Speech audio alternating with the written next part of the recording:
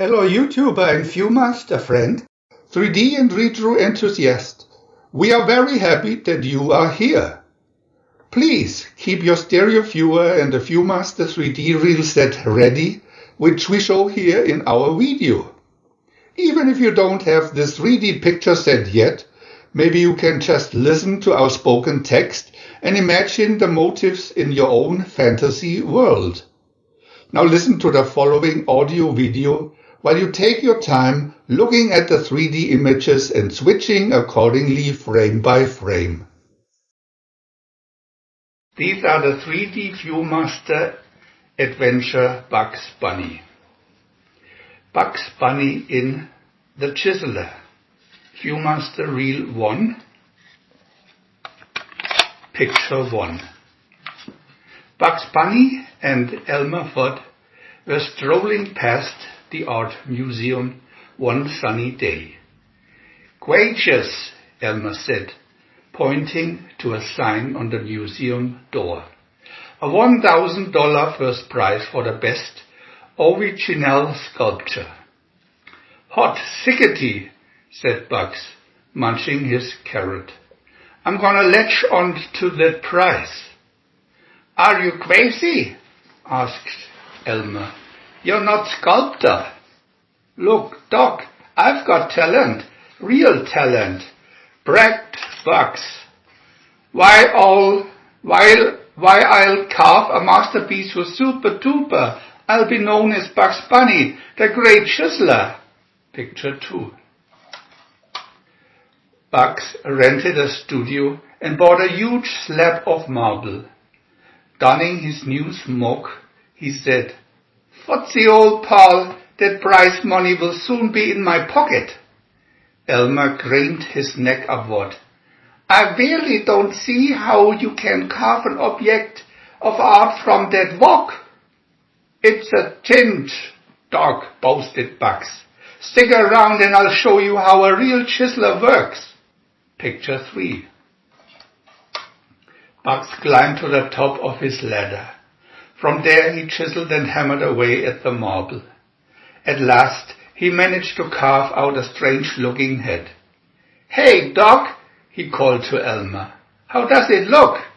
Elmer held his nose. "Pooh, it's terribly." "You know, Footsie, you're right," agreed Bugs after he inspected the lopsided figure. "I'll start over." Picture 4. Bugs pulled at his whiskers, wondering what to make next. "A horse would be nice," suggested Elmer. "That's it," said Bugs, his nose twitching excitedly. "I'll chisel a thoroughbred." Scraps of marble fell to the floor as Bugs carved the figure of a horse, rearing on its hind legs. Sleeping back to admire his work, Bugs said, Perhaps I should make that one knee a bit smaller." Chop! The chisel cut through the horse's leg. "Ch-ch!" sighed Bugs as it fell to the floor. "I'll have to begin once again." Picture 5. "But what?" he pondered, scratching an ear. "That's a real problem," admitted Elmer. "I'll carve a cat." Bugs cried, springing into action. Scraps of marble grew high around him as he chiseled a cat from the ruined horse. "Hot sickety!" he exclaimed when the sculpture was completed. "A prize winner if I ever saw one." Just then Elmer's dog entered the studio. With a loud growl, he bared his teeth and sprang upon the cat. "You rascal!" scolded Elmer. "You broke it." Picture 6. But Bugs was not discouraged. "Just proves how good I am. Your dog thought it was real." He began to chisel once more. "But get him out of here, Doc. It's almost time for the exhibition, and I don't want him to wreck the prize-winning mouse. I'm gonna carve." Elmer started to leave with his dog when he spotted a special scrap of marble. Excited, he rushed it to Bugs. "Look, I found you a prize winner," he cried. "It's got rare beauty and it's very overgern." Bugs whirled on Elmer and shouted, "Scram! Take your mud and that hunk of junk and scram." "All right, if you insist," answered Elmer. Picture 7.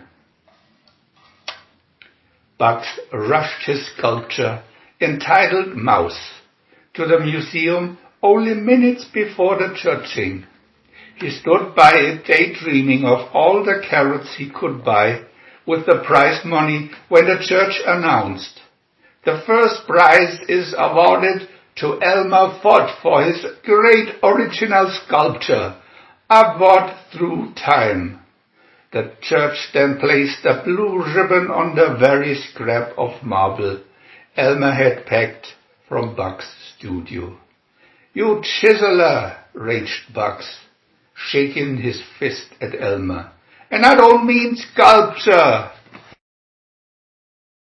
Duffy Duck in Moon Man, Viewmaster Reel 2. Picture 1.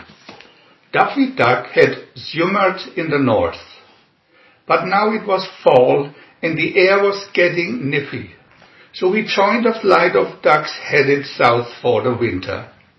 He paused on a cloud as he flew over Florida and opened his suitcase carrying his summer gear. "Wow," he said, donning his sunglasses. "These are so dark I can hardly see through them." The cloud on which he was riding floated over Cape Canaveral, and at that very moment 3 rocket ships took off for the moon. Picture 2. Duffy, looking through his sunglasses, thought the rockets were ducks. He beat his wings like those of a hummingbird trying to catch up with them as they zoomed out into space. "Those are the biggest ducks I've ever seen," panted Duffy, his tongue hanging out. "And they're sure in a mad rush to get south."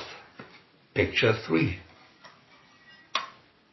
Duffy managed to catch up with one of the ducks, hitchhiking a ride on its tail fin, and none too soon. Because by now, Duffy's wing feathers were hanging in tatters. Gasping for breath, he opened his suitcase and put on his high-altitude air mask. He clung to the rocket, its beat wiping off more of his feathers as it raced on toward the moon. Picture 4. At last the rocket ships landed amidst the jagged rocks and lunar craters. Bedraggled and still wearing his air mask, Duffy slid from his perch. "Phew," he said as he waddled through the moon dust. "This flight to the south has sure been a rough one." The scientists, dressed in spacesuits, stepped from the rockets. "Look," they cried, pointing at Duffy's webbed tracks. "Something lives on the moon." Picture 5. Just then, the scientists saw Duffy, who was indeed an odd-looking duck. Swiftly, they grabbed a net and slung it over him. "We've captured a moon man," they exclaimed. "We'll take him to Earth and study his habits." Moon man? Back to Earth? Now Duffy realized he was not in the south. Before he could tell the scientists it was all a mistake, they hurried him into one of the rocket ships and zoomed back to Florida. Picture 6. Duffy, enjoying the excitement he created back on Earth, quickly decided to pretend he was a moon man. He lived in a swank Miami Beach hotel while scientists studied his moon man habits. Now famous, a snap of his fingers brought the entire hotel staff to his side. "Ah, this is the way to winter in the south," thought Duffy, lolling in the sun by the pool. But Davy's silver lining had a cloud. Nearby, one scientist was showing 2 X-ray films to another. One was of the moon man, the other of a duck. Picture 7. The X-rays are identical, cried the 2 scientists. We've been tricked. They ripped off his face mask. This is no moon man, said one. This is just a plain ordinary duck. And they booted him from the hotel. Oh, well, sighed Duffy as he sailed through the air. At least he was kind enough to kick me south. Bugs Bunny and Porky Pig in TV trouble. Viewmaster Reel 3. Picture 1. Porky Pig invited Petunia Pig over one evening to watch Maverick on his brand new television set. It was almost time for the program to start when suddenly the images began to wiggle and wobble across the screen. Porky rushed to the set. Golly, there are so many knobs. I don't know which ones to turn. I'll phone a TV expert and have him come and adjust it. Tell him to hurry, Petunia said. I don't want to miss Maverick. It's my favorite TV program. Picture 2. Bugs Bunny soon arrived. I'm your trusty TV repairman, he told Porky. Where's the broken set? It isn't broken, explained Porky. It only needs to be adjusted. Consider it done, said Bugs as he twisted the dial and turned all of the knobs. Are you sure you know what you're doing? Asked Porky. The picture's upside down now. Relax, dog, relax. I was just testing, answered Bugs. You need a new aerial. Your signal is weak. Picture 3. Bugs scrambled to the top of Porky's house. From his repair kit, he took the framework of 2 umbrellas. Shaking them into a weird-looking aerial, he nailed it to the roof. Hey, Doc, Bugs shouted down the chimney. How's the reception now? Is the picture sharp and clear? The picture is clear, answered Porky, but I don't like it too much. Picture 4. Bugs hurried back into the living room. The picture on the television screen was perfect. Of Porky's roof and the odd aerial Bugs had just erected. Most peculiar, said Bugs. The trouble must be in the noodle rotorator. Listen to me, Bugs Bunny, Porky said, getting angry. I'm going out to buy some TV snacks and you'd better have my set fixed so Petunia and I can watch Maverick when I get back, or I won't pay you 1 red cent. Picture 5. Alone, Bugs started tearing the set apart. Probably just some gadget out of place, he muttered to himself, fumbling with the giant picture tube. I'll remove this wetzies and tighten a few screws. The tube slipped from his fingers as he lifted it from the set and shattered all over the floor. Bugs' nose twitched nervously.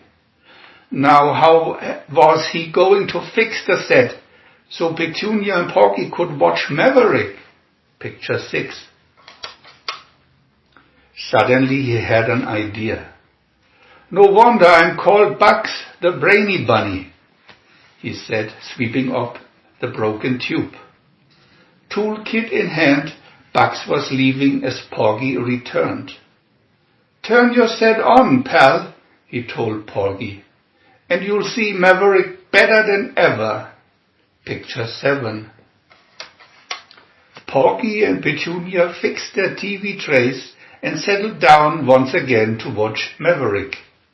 But when the show started, their eyes almost popped from their heads.